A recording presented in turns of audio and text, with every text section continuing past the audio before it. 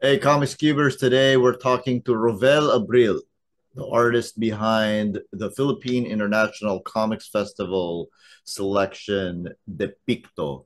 Depicto is about an artist who goes to an art exhibit where, for some reason, every single painting is about a moment in his life.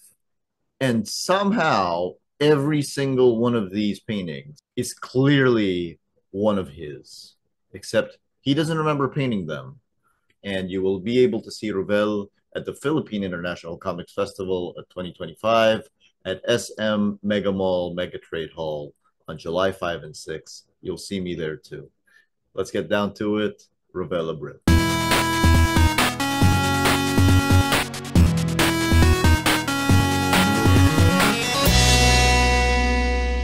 Welcome everyone to the Comics Cube. Today, in guest ko I see Rovel Abril and we are talking about Depicto.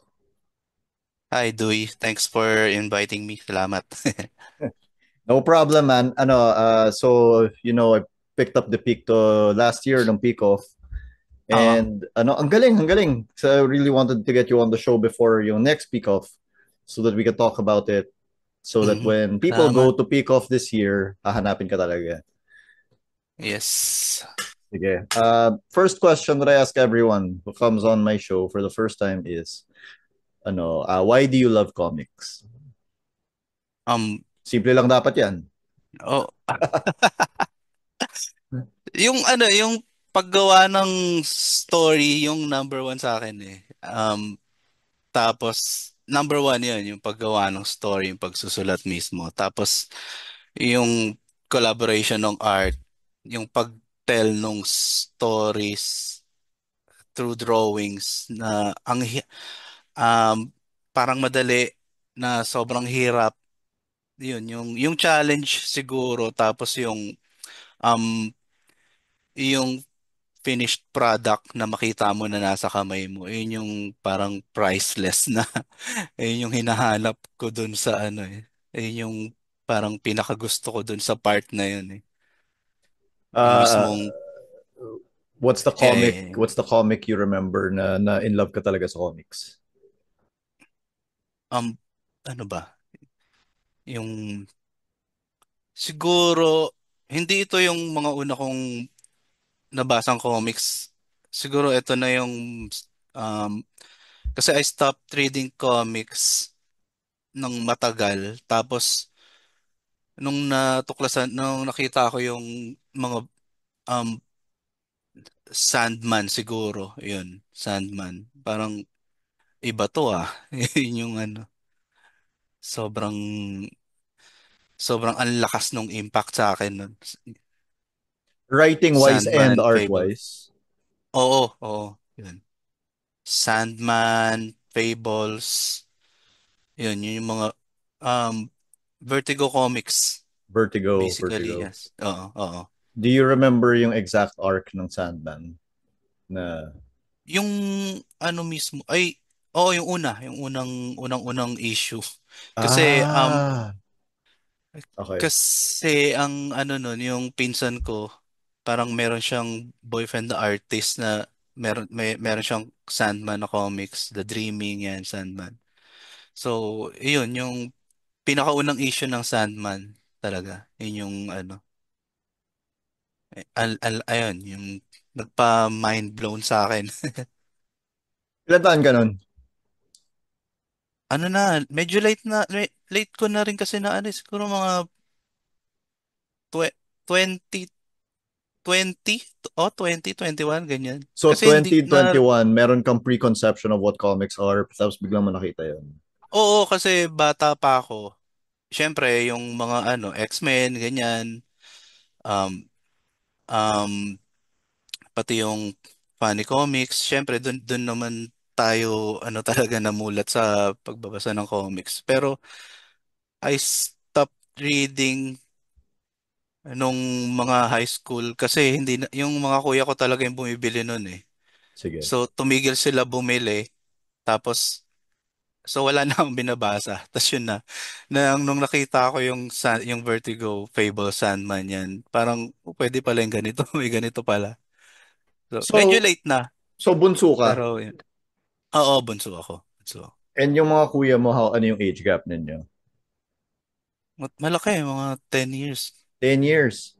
So, am I right in assuming na hindi mo natatandaan kung ano yung first comic mo?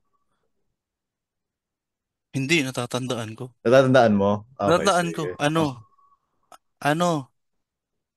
Yung Funny Comics. Funny comics talaga. Oo. Ako kasi ano eh, palaging Ah. nandun yung comics kasi may kuya ako. So, Oo, oo. talagang if you ask me what the first comic I read ever was, malay ko ba? Diyan lang sila eh. Oo nga. So anyway, so that's what triggered your love of making comics, made you decide to make comics. Pero pagdating sa pagdodrawing, sino yung mga influence mo? As in art style wise, Ay, craftsmanship. yung sa mga una, ano, um, sino ba to? X-Men eh. Pero Yun. yung current style mo, Ah, kanino etong, sino tinitingnan mo? yung current style ko, halo-halo na to. Kasi, um, ang, ang pinakauna talaga, yung, siguro, yung nag-influence sa akin ngayon, siguro si Jay Lee. Oh, Jay oh, I Lee, see that. um, J.H. Williams. Yeah, oh yun, silang dalawa. Halos kapag pinag-combine mo siguro yung style nila, ayun yung ayun yung ginagaya ko talaga kasi. Yung early J.H. Williams may pagka J. Lee eh. Oo, Tapos, oo. oo. Oo Tapos nga, biglang oo. nag-ano siya. Nagkaroon na siya ng sarili niyang ano. Actually, ang Pero yun, dami niya silang style ngayon eh, no? Ay, oo, ang dami style. kaya niyang magpalit-palit sa isang panel ay sa isang page. Kaya niya iba-ibang ano eh. Rovel, Ayun, gusto siguro, ko lang i-plug. mm, I have a billion interviews with J.H. Williams sa Cube. So baka kung nagdo-drawing ka lang tapos may gusto kong pakinggan, may oo nga, playlist oo nga. 'yan. And Oo, sige. ano lang, I talk to him all the time. So Okay. very very nice guy, very nice guy. Very cool guy. So yun yung ano mo, yun yung two main influences mo si Jay Lee tsaka si JH. Oo, oo. Sila Pero yung talaga. old style ni JH, yung Oo, yung halos parang Jaylee din yung na style na yun.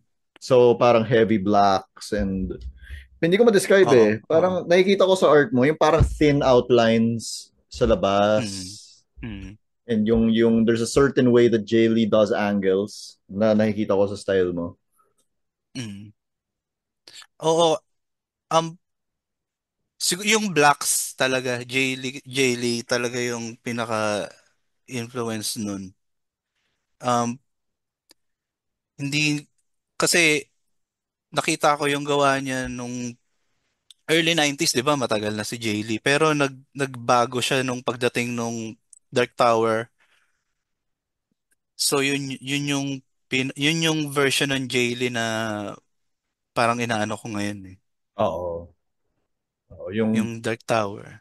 yung parang Yung, colored by Jose Villarrubia, Jay oh yeah, Lee. yan. Jay Lee Oo. Century era Jay Lee, parang Hindi, ganun. oo, yan. Tsaka So, Isanov din na colorist. si Isanov. Si Mm. Isanov. So yun yung main influences mo is Mm. Vertigo books, Mm. Jay Lee and J.H. Williams and early J.H. Williams. Mm. Yeah. Okay, sige. Ano yung first comics na ginawa mo? Ano, yung ultimo, yung siya, historical fantasy na based sa parang Spanish colonial era.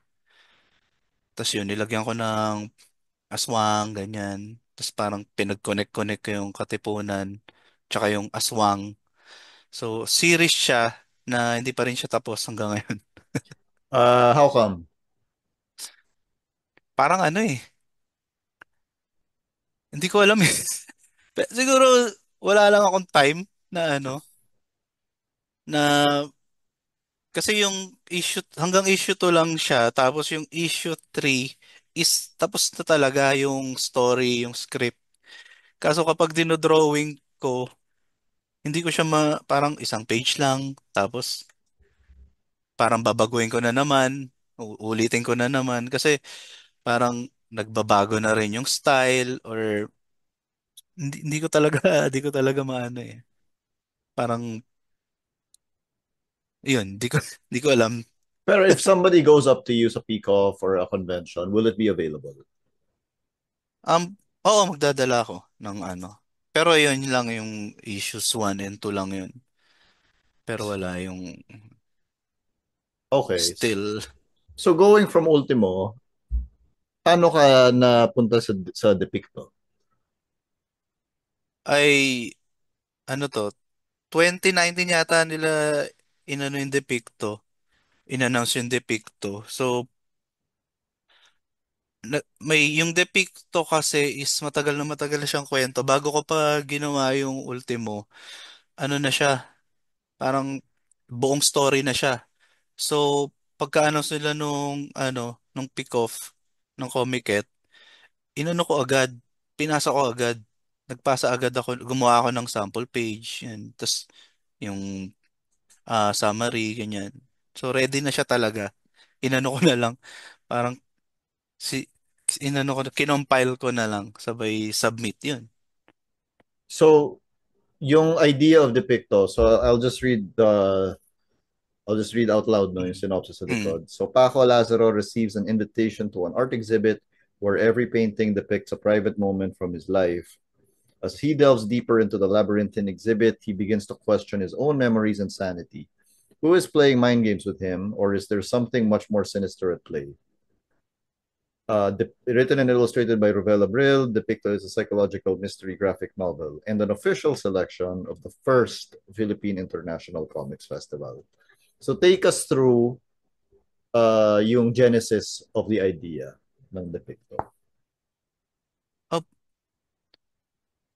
nagsimula siya, um, siguro, ang pinanggalingan niya may nabasa akong short story ng Sandman na parang parang collected stories to eh.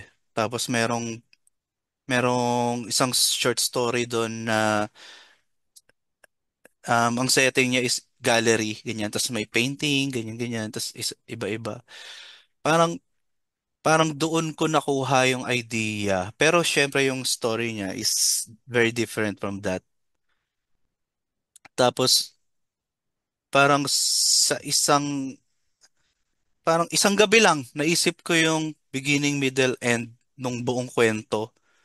Tapos yun siguro parang tumatak na siya sa isip ko. Tapos over the years na-develop siya ng na-develop hanggang sa yun nga nung naghanap na sila sa nung pick-off, um mas pinalish ko pa siya, mas binuo ko pa siya.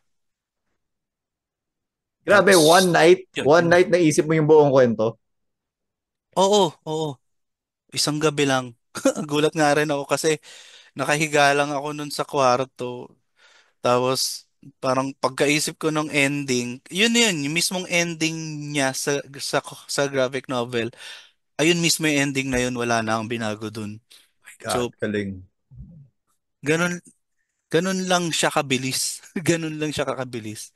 So parang ang inisip ko na lang dun is kung papaano napunta yung una, yung umpisa ng story hanggang sa ending, parang mas pinlesh out ko na lang siya. Pero yung pinaka boto niya talaga, yung pinaka skeleton niya, ayun na yun. So hindi ako masyado nahirapan dun. Nice. Siguro yung pag-breakdown na lang per page, yun yung pinaka naging challenge na lang sa pagsusulat. Nice. Okay ah. Pero yeah. Oo. So sige, so walk me through. You already had the plot right away. Mm. Mm. Tapos as an artist and storyteller, you had to down the page. And you were Mm. working with Comiket with Paulo Heras. Oo. Oo. Siya yung editor nito, 'di ba? Ah, So ano yung process nun for you breaking down the page? Nag-script ka pa ba o dumiretso ka na sa sa mm, drawing ah, or what? oh, ano, um, thumbnail siya eh dahil nga mas artist ako kaysa writer. So mas nakakwento ko siya kung ido-drawing ko na siya ng direkta sa page. Pero syempre hindi naman parang thumbnail version lang kung papaano ko siya hahatiin yung kung ilang sa panel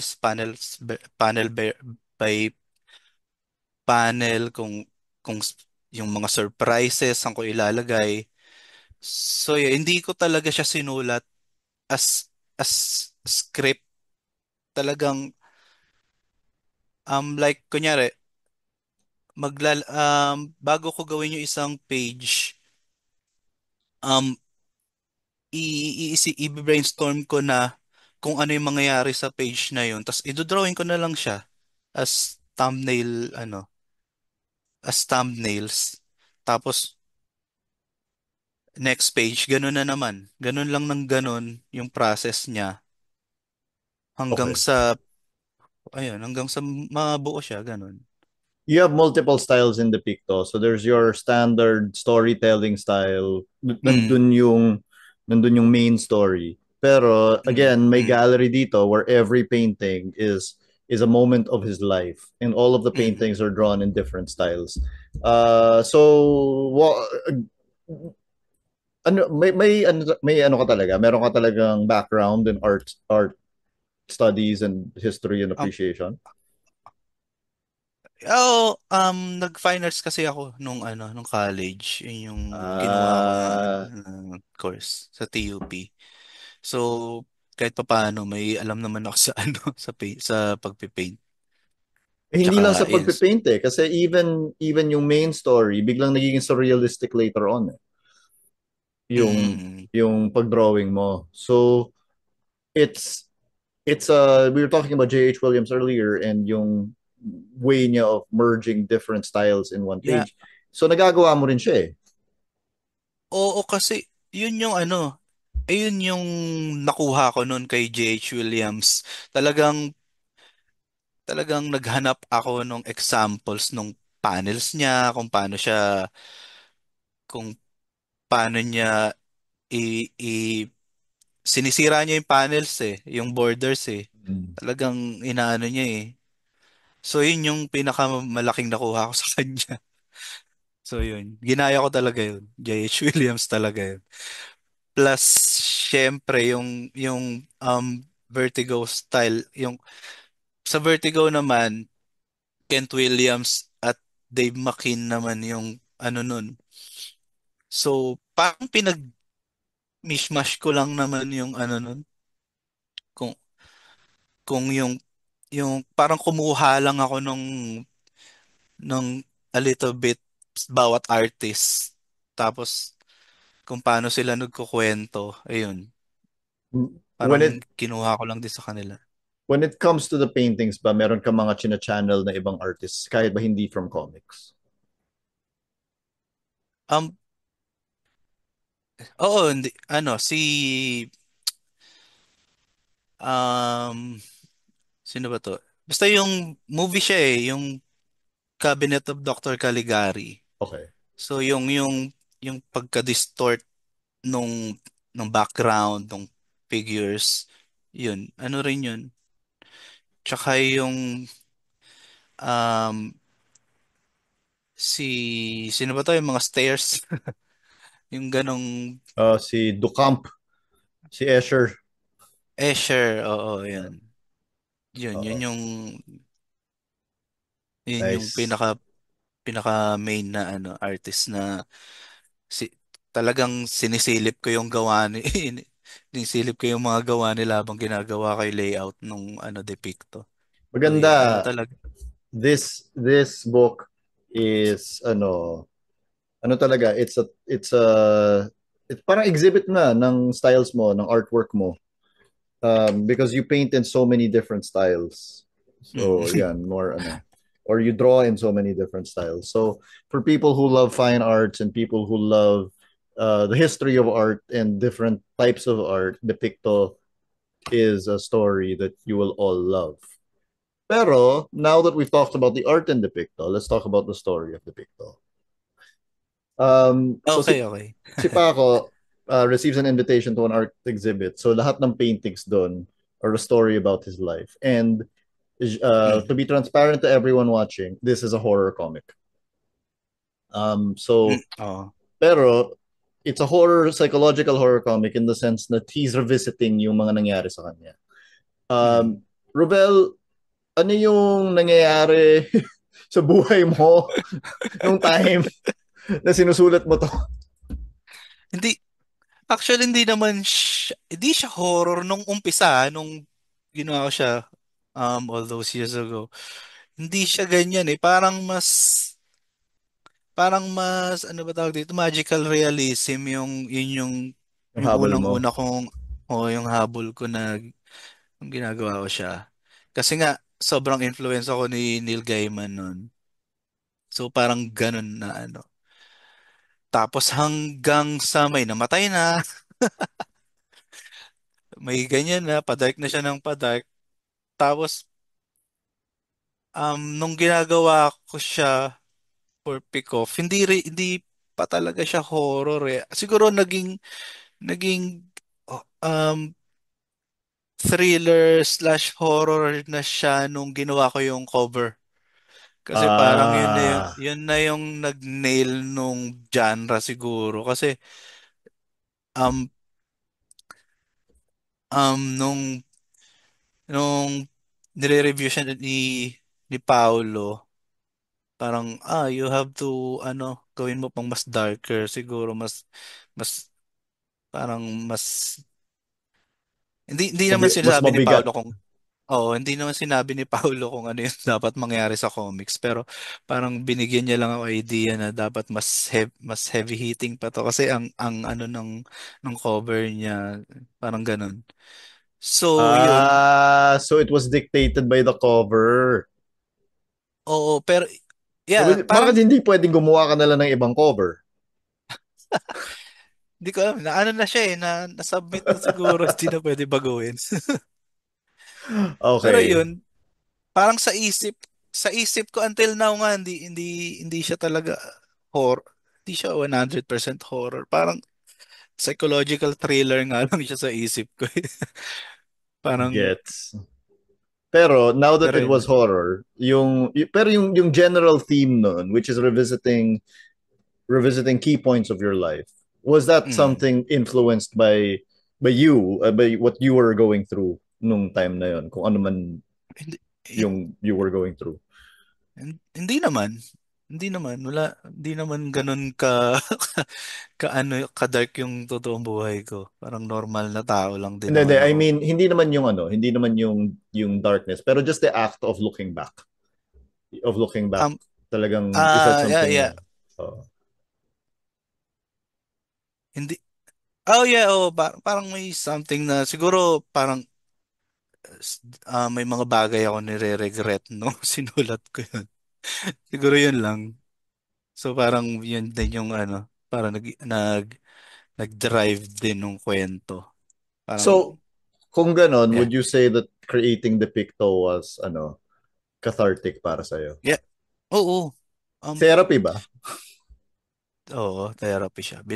Pag binabasa ko siya, may ano pa rin eh. May nakukuha pa rin akong relief kapag tuwing natatapos ko yung kwento. Hindi lang dahil natapos ko siya, pero yung mismong, siguro yung pinaka-message niya. Kasi, so, personal na siya eh. Personal siya para sa akin. Kaya yun. Rovel, I have a question na tinatanong ko sa lahat ng writer-artists, which Mm. is there ever a point where nag-aaway si writer Rovel tsaka si artist Rovel? Ang nag-aaway. Dahil, for example, si writer Rovel ay may idea na ayaw i-drawing ni artist Rovel. Ay, oo.